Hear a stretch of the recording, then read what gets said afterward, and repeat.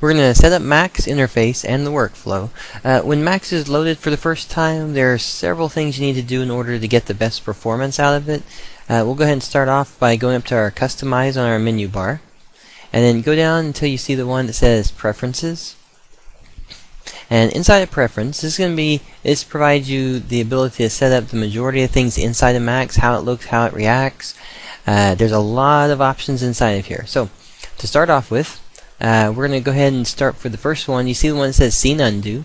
You have levels of up to 20. If you want more than that, then be sure to actually choose more. So you could actually you could take this up to 30, 40, 50. You could take it up to 100. The more you take it up, though, there's potential for it to go a little bit slower. Okay, now over on the right-hand side, the UI display, go down until you see the one that says Use Large Toolbar Buttons, and go ahead and uncheck this. This will provide you more real estate the next time you start Max. Now there's additional options inside of here that you can play with yourself and find the one that you like the best. But for now, we're gonna stick with the basic default ones that I've got selected here. The next one, we're gonna go into our Files tab, and inside the Files tab, let's double check, make sure there's nothing that we need to change here. Alright, the one option, and this is something that you want to consider yourself, find out what you really want to change with it, but you see it says number of autoback files. Every 5 minutes, Max saves your file, and it has 3 files it saves to. After 15 minutes, it resaves over the initial first file, so it's going to continually resave over 3 files. If you feel like you need more files to be saved, and if your computer crashes on you all the time, or you've got that kind of luck, then be sure to take up the autoback files a little bit more there. All right. If you don't, then that's fine. You can leave it here. Go ahead and click on your viewport tabs. And the viewport option inside of here, what we want to make sure we have checked is over on the right hand side you have the mouse control. Be sure your middle mouse button says pan zoom, and then below it you have checkboxes for zoom about mouse point for the orthographic and perspective. Be sure that both of these are checked. Once you have those checked, go to the right, and right up here there's one that says filter environment backgrounds. Go ahead and uncheck this, and then be sure that the update background while playing is checked. And then below it we have a display drivers. On the display drivers, depending on the type of driver you have, for instance, go ahead and click on the choose driver. My version currently, I have it set for DirectX 9, and I have the hardware is going to be the Direct 3D. Now, if you want to change it, you can change it to OpenGL or software.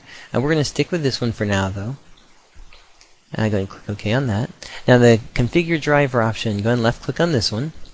And the configure driver option, your basic settings for this one, let's go ahead and go down. Be sure that the display all triangle edges is unchecked.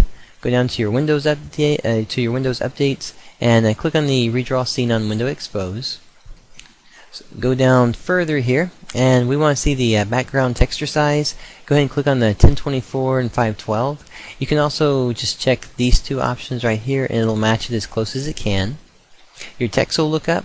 This is going to be the anastrophic, and the bitmap lookup, be sure to choose linear. Alright, when you have all of those set, go ahead and click OK. Alright, so this is going to get our viewports. The gamma, this option, if you get things that are too bright, there's a chance that you actually have this selected, and you want to change your gamma level to either darker or brighter for your display in it and for your rendering. Let's see, we'll go to our rendering option. Everything should be good inside of here. And your animation should be good. We'll go ahead and go to our mental array tab. The mental array tab, we're not going to do anything with it right now, but just to go ahead and have it set up. The show log progress messages, go ahead and uncheck this one. Alright. And then click on your radiosity tab. The radiosity tab, go ahead and click on the display reflectance and transmittance information. Go to your Max Script tab. And inside your Max Script tab, be sure that your command panel switching, tool selections, and menu item selections are all checked. Make sure your macro recorder is checked. And then for your code generation, be sure your selection relative for both of these and the relative transform for this one is the radio button is selected for it. Alright, and then the gizmo is fine, how it's at. One of the options though for this, and it's something that you may just find for yourself, is that for me I usually turn off some of these options, and I'll leave things where it's just more of that older standard type. But if you'd like, you can change this up and set it to be exactly what you want for it. We're not going to look at this just yet. When we get into the gizmos, we'll take a look at this and change things up on it. The inverse schematic should be fine. Everything's set for this one. So go ahead and click OK on this. And when you click OK, it's going to tell you that it's going to need to restart to actually use the change the use large toolbar buttons, which is fine. Go ahead and click OK, and then choose OK again. Now it's not going to restart on us. It's just simply the next time we start, those effects will take place. Alright, so that's going to be your customize option.